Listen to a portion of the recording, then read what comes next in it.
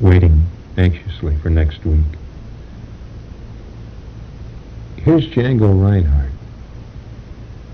Used to play a wonderful guitar, Stefani Grappelli.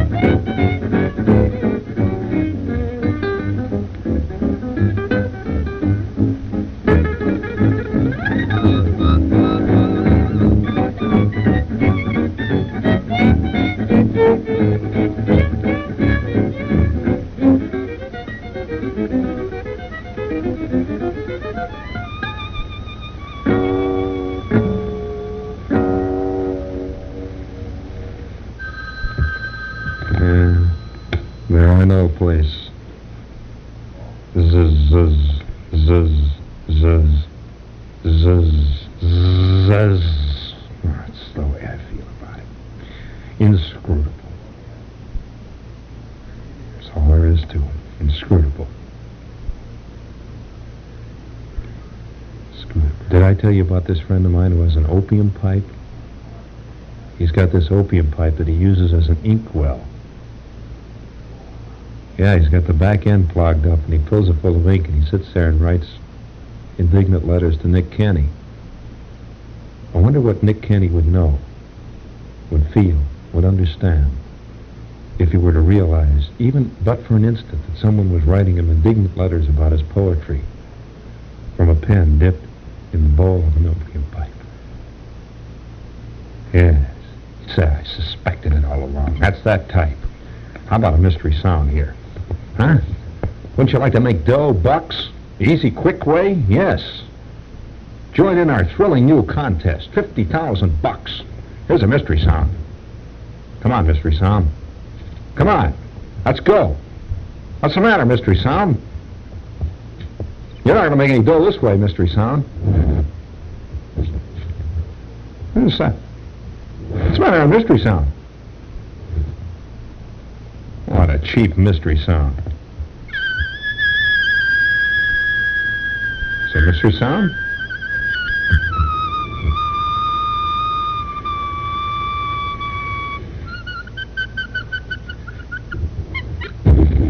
There.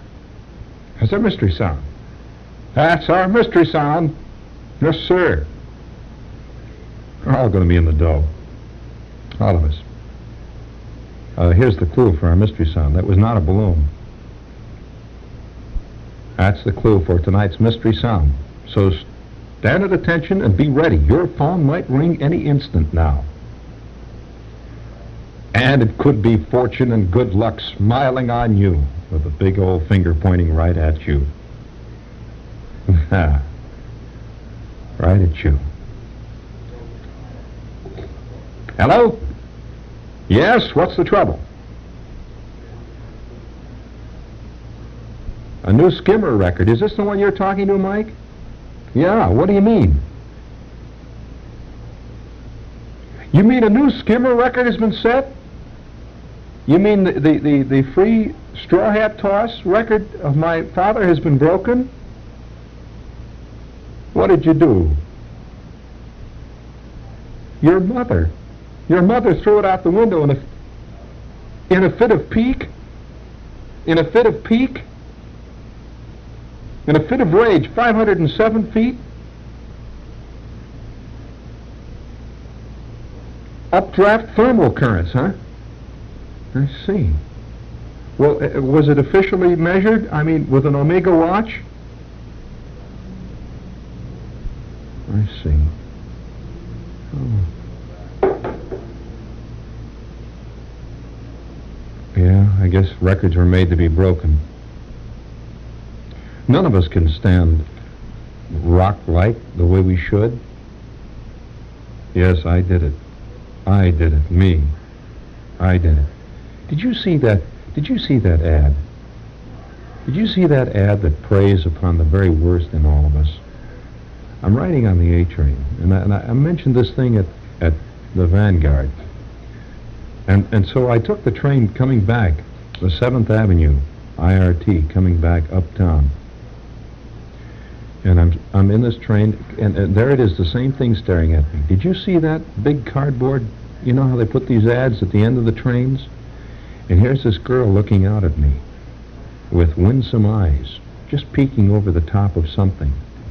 She's looking at me, I thought, rather suggestively. I don't like to be a prude. Don't think of me as a prude at all. No, of course not. But she was looking at me that way. And she looks at me like this, those big, beautiful, lovely, dark blue cardboard eyes. And she's looking right at me, and underneath it says, "You know that blondes are never lonesome?" And this cardboard blonde is looking at me, and oh boy, the old steam started to come out of my ears again. And it said, "Blondes are never lonesome." I wonder, isn't there something we can do? Is there a blonde out there who is?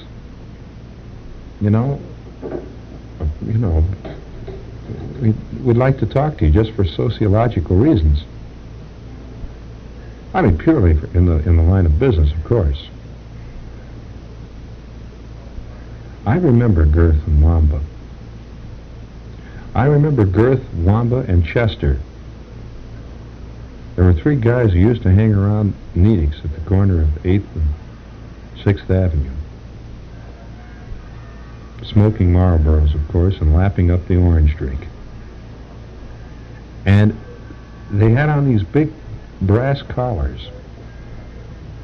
You know how? Well, you know what Girth and Wamba were doing. Do you know anything about Girth and Wamba? They had these big brass collars. Yes, they had big brass collars that showed that they were part of serfdom. And they had these big brass collars. And they'd sit there, and I'll never forget that one particular evening. You see, that's the trouble. I get all involved in these things, and I think back on the olden golden moments, the days that were rich and ripe, and all the things that were wonderful and glorious and great. The heavy, dark ferment of the soul begins to sweep over me. And I get all tied up, all bound up, all tight and taut. I can't see, just terrible. I feel like Eugene Gant. But, you know... Well, you know who Eugene Gant was, don't you? Of course. And I feel like any minute now I'm going to start striding the dark musk-umber streets. Striding, drinking in the glorious heavy wine of America. Through my pores shall pour the 10 trillion pictures of all that is and all that was and all that will be. And from me shall go out the long tentacles of imagination, creating worlds that Kubla Khan himself could never have conceived. Ah, the golden tower, the rich, heavy ivory. Yeah, you see? Then all of a sudden I'm here. I'm here and I'm me. And my shoestring breaks. And, See, it's the difference between the dream and the reality. And those of you who wish to keep that small flame, that tiny spark, that dream going, we would highly recommend Marlboros with the new secret ingredient.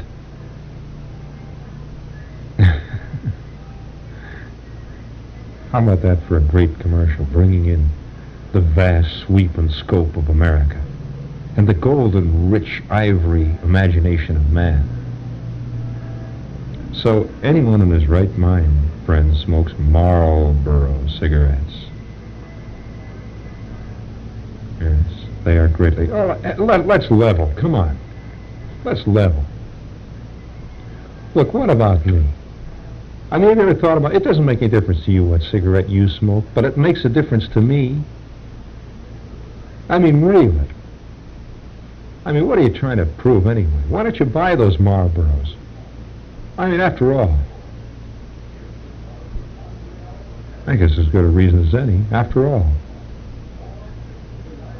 And so, make it Marlboros. All right. I wish I were heavy-lidded. I wish I were heavy-lidded. I wish I had high cheekbones, like Jack Palance. And a look of a deep smoldering fire in my eyes.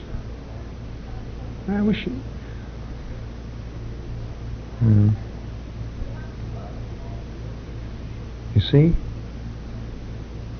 And here it is Sunday. It's June.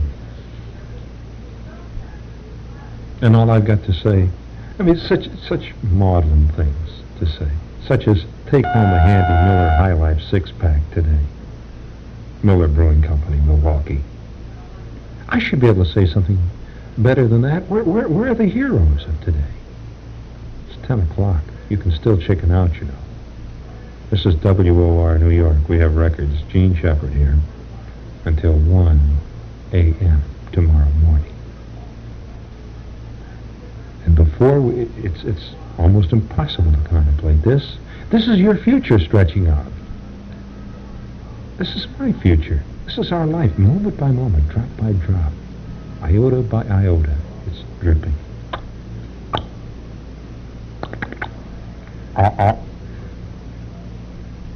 And it's, you know, going.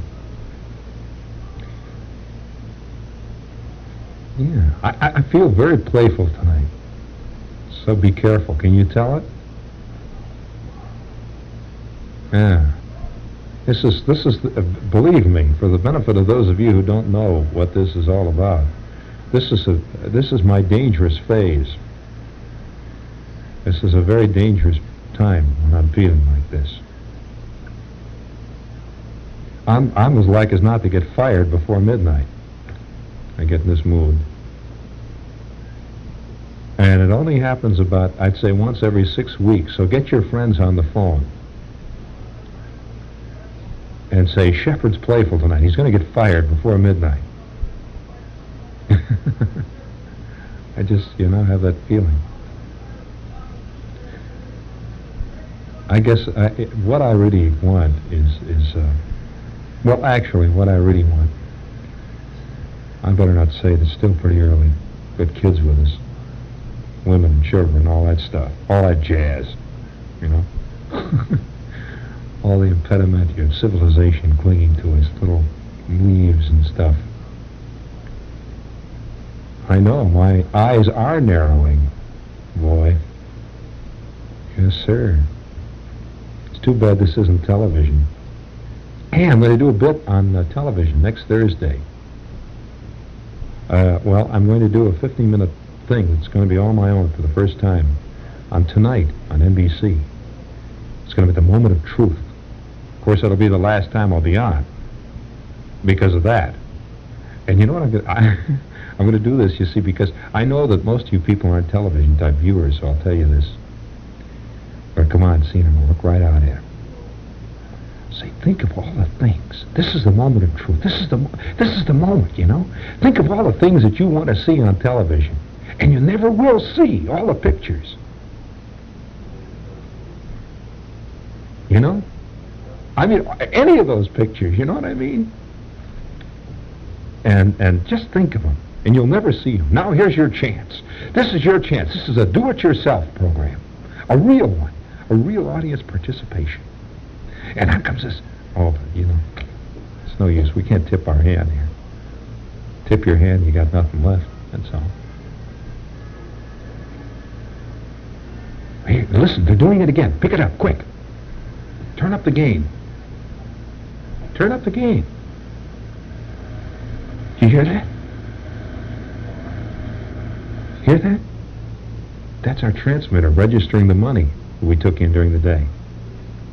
We got an automatic money register in our transmitter. Did you hear it? It's fascinating what they'll do with electronics. Really. It's an amazing thing. Like this friend of mine was telling me about at the IBM place. They get all the IBM employees. And you know what they do? They have a special department over at the IBM organization. See, they have this house journal. You know, house organ, newspaper, IBM hot electronic flashes or something they call it. And they have this, that wasn't bad. They have this, not bad. Golly. Yes, sirree, Bob. Anyway, they have this house journal, and they have a department that does nothing but fix up the pictures of the people, the ordinary employees, the little IBM type people who appear in the magazine. And it's well known that the IBM people are clean-limbed. They have smooth faces. They have forward-looking, you know, they look into the future. And the trouble is there are a lot of guys on the bowling team who don't look like that, who keep bowling 275 games and keep getting their pictures in the paper. So they have this department that takes all the wrinkles out of it and makes them look like they're kind of like a Chrysler hubcap. You know? Chrome, clean. A look into the future. A look into 2275. This is the man of tomorrow. Are you the man of today? Really, are you the man of today? Are you a good 20th century man? You. I mean, look and say, you can tell. Nobody's going to say anything. Are you really? Can't you see this guy turning out a magazine piece and the year is 1857? And he writes it and he says, let us look 100 years into the future. Let us look at the man of 1957. A man of infinite wisdom, infinite patience. A man to whom all things are one. A man with great brotherhood for his fellow man. All of these things are to come to pass. And by the way, a man did write just exactly this in a magazine in 1857, right here in the United States of America.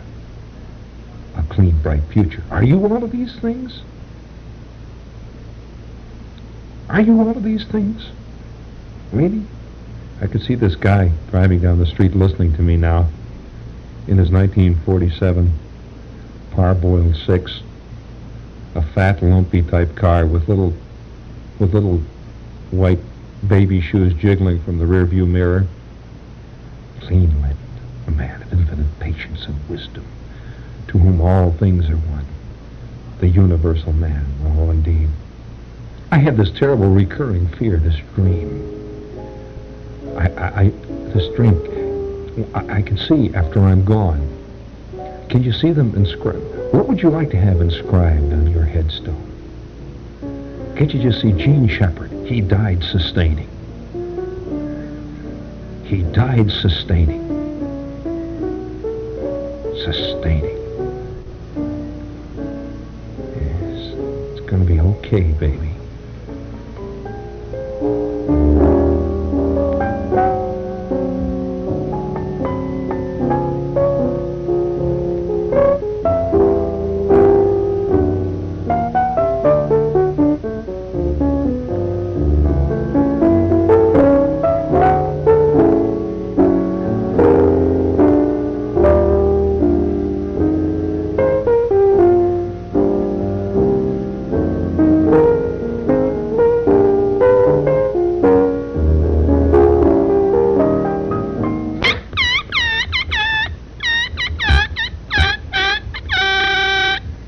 How about that? Could you read that? Did I ever tell you about the... You know, there's a guy in Dizzy Gillespie's band that plays a B-flat balloon.